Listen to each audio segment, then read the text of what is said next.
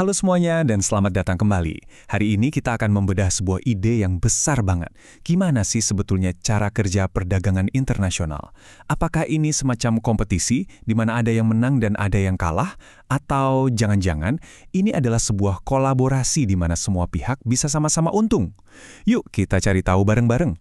Oke, kita langsung aja ke pertanyaan utamanya. Sering kan kita dengar kalau satu negara ekspornya meroket, itu artinya negara lain pasti dirugikan. Bener nggak sih konsep menang kalah seperti itu? Atau mungkinkah semua orang bisa benar-benar jadi pemenang? Nah, ini dia teka-teki yang akan kita bongkar dalam beberapa menit ke depan. Untuk memahami sesuatu yang besar, kadang kita harus mulai dari yang paling sederhana. Coba deh bayangkan ada sebuah pulau yang isinya cuma 2 orang. Masing-masing punya keahlian super. Yang satu, wah jago banget nangkap ikan.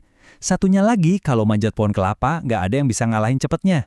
Coba pikirin deh, kalau si nelayan menukar sebagian ikannya dengan kelapa, dan si pemanjat kelapa menukar kelapanya dengan ikan, mereka berdua jadi punya menu makan malam yang lebih kaya dan lebih banyak kan? Jauh lebih enak daripada kalau mereka kerja sendiri-sendiri. Logikanya simpel banget. Pertanyaannya sekarang, apakah logika sesederhana ini bisa kita terapkan untuk ekonomi negara yang super kompleks? Baik, yuk kita mulai pecahkan misteri ini. Petunjuk pertama kita adalah sebuah konsep yang sangat penting, yaitu harga dunia. Jadi apa sih sebenarnya harga dunia itu? Gampangnya gini, anggap saja ini adalah harga patokan global untuk sebuah barang, misalnya kopi atau minyak. Harga ini nggak ditentukan oleh satu negara saja, tapi oleh gabungan kekuatan penawaran dan permintaan dari seluruh penjuru dunia. Ini adalah harga kesepakatan bersama. Sebelum kita bicara soal perdagangan global, kita lihat dulu kondisi dasarnya di dalam negeri.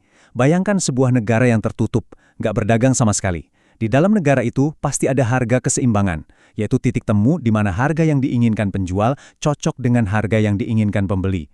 Kita sebut saja ini harga lokal. Nah, disinilah bagian yang paling menariknya. Coba kita bandingkan harga lokal tadi dengan harga dunia. Lihat grafik ini.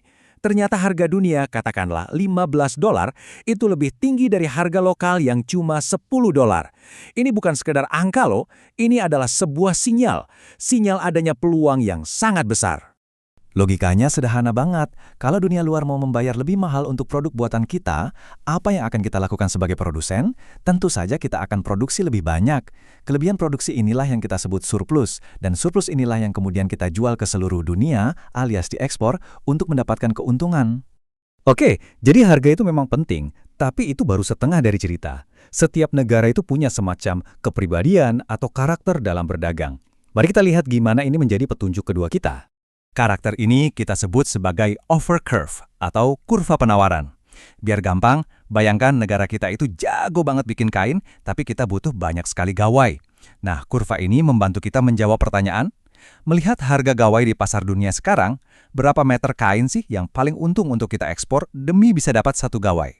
Setiap jawaban dari pertanyaan itu di berbagai tingkat harga akan membentuk sebuah titik di kurva penawaran kita. Jadi intinya begini. Offer curve itu ibarat sebuah menu perdagangan.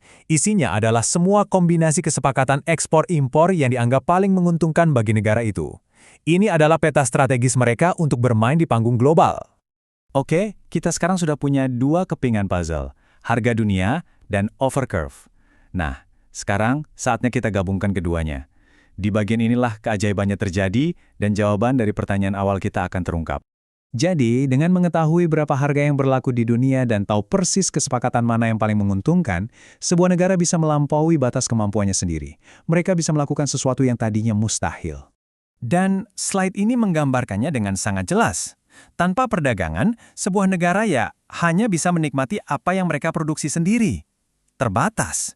Tapi dengan perdagangan, mereka bisa menukar apa yang mereka punya banyak dengan apa yang mereka butuhkan. Hasilnya, mereka bisa mengonsumsi lebih banyak barang dan jasa secara keseluruhan, jauh melampaui kapasitas produksi mereka sendiri. Seberapa besar peningkatannya? Angka ini hanya sebuah contoh, tapi bayangkan peningkatannya bisa mencapai 15%. Ini bukan angka yang kecil loh. Ini adalah keuntungan nyata yang bisa dirasakan oleh masyarakatnya. Angka 15% itu apa sih di dunia nyata? Itu artinya lebih banyak pilihan makanan, teknologi yang lebih canggih, akses ke obat-obatan yang lebih beragam. Ini adalah peningkatan standar hidup yang sangat konkret. dan menjadi bukti bahwa perdagangan bukanlah permainan di mana satu pihak harus kalah. Khususnya bagi negara-negara berkembang, konsep ini bisa mengubah segalanya. Mereka bisa fokus pada keunggulan mereka, entah itu pertanian, manufaktur, atau jasa, dan menukarkannya untuk mendapatkan semua hal lain yang mereka butuhkan dari seluruh dunia. Ini adalah salah satu resep paling ampuh untuk bertumbuh dan mencapai kemakmuran. Jadi, kita sudah lihat bagaimana perdagangan bisa membuat kue ekonomi semua negara menjadi lebih besar. Ini adalah kemenangan bersama, sebuah win-win. Tapi, ini juga memunculkan satu pertanyaan penting berikutnya. Setelah kue itu membesar, bagaimana cara membaginya? Siapa yang mendapat potongan terbesar? Nah, itu adalah topik untuk diskusi kita di lain waktu.